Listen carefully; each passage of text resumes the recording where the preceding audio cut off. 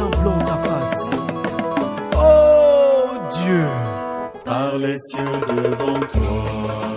La grâce de Jésus notre Seigneur, l'amour de Dieu le Père et la communion de l'Esprit Saint soient toujours avec vous. Bienvenue en ce 28e dimanche du temps ordinaire de l'année liturgique C. La gratitude. La lèpre était une maladie très terrible au temps biblique. Les lépreux se tenaient à distance car la loi et la coutume leur interdisaient de s'approcher de ceux qui étaient sains de peur de les infecter.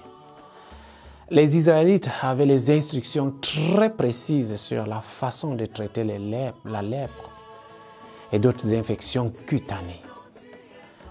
À cet égard, toute personne suspectée d'avoir cette maladie devrait se rendre chez un prêtre pour un examen, comme relaté dans le livre de Lévitique, au chapitre 13, le verset 2 à 3.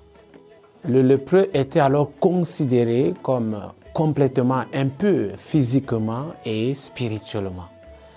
Il devait porter des vêtements déchirés, garder ses cheveux hirsutes et crier « impur, impur ».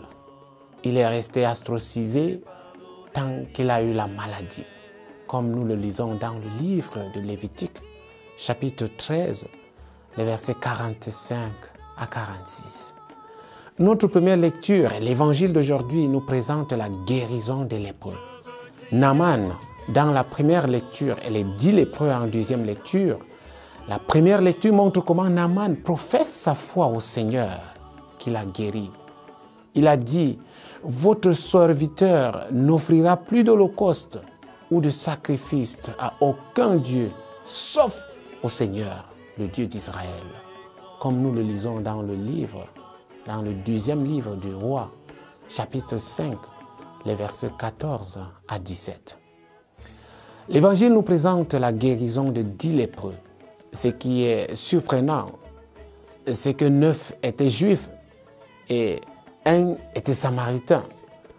Les Juifs et les Samaritains étaient des ennemis et n'avaient vraiment aucun point de rencontre, aucun. Leur état de santé les a sûrement rapprochés de Jésus. Et Jésus les envoie voir les prêtres selon la recommandation de Moïse dans le livre de Lévitique, chapitre 14, le verset 2. Le prêtre devait vérifier puis réinstaller la société. En chemin, ils ont été guéris.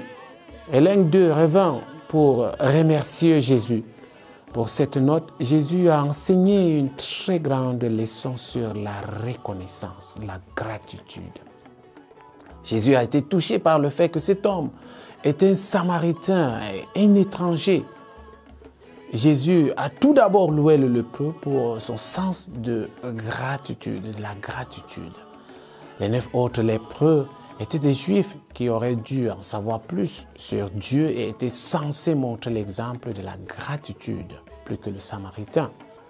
Et cependant, ils étaient remplis du sens du droit. Nous devons être prêts à reconnaître que nous sommes les bénéficiaires de nombreux avantages non mérités, mes chers frères et sœurs. Les lépreux ingrats cultivaient en eux un sens du droit. Ils estimaient qu'ils méritaient la guérison qu'ils avaient reçue. Le droit est pratiquement l'opposé de la gratitude. Plus je me sens plus en droit, plus ma gratitude diminue en proportion. Nous devons donc apprendre à être reconnaissants et à reconnaître la grâce de Dieu dans nos vies. Nous devons apprendre à dire merci au Seigneur. Nous devons apprendre à rendre grâce au Seigneur. Nous avons reçu tant de dons de Dieu. Nous sommes probablement heureux de recevoir des cadeaux. La gratitude signifie donc que nous pensons à ce que le donneur a dû faire pour s'assurer que nous recevions le cadeau. Jésus a soulevé la question de la gratitude afin de nous enseigner le besoin et l'obligation qu'a l'homme de montrer de la gratitude envers Dieu. La vérité est que Dieu n'a pas vraiment besoin de notre action de grâce. Il n'a pas besoin de notre merci. L'homme a cependant besoin de rendre grâce à Dieu pour rester en union avec lui et pour garder cette relation intime avec lui. Les égocentriques se sentent autorisés et ne sont jamais reconnaissants. Dieu nous a donné notre corps et notre âme. Nous devons donc le remercier par nos prières, même si nous sommes infidèles et ingrats.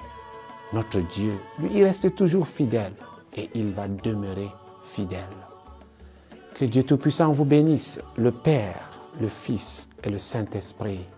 Amen.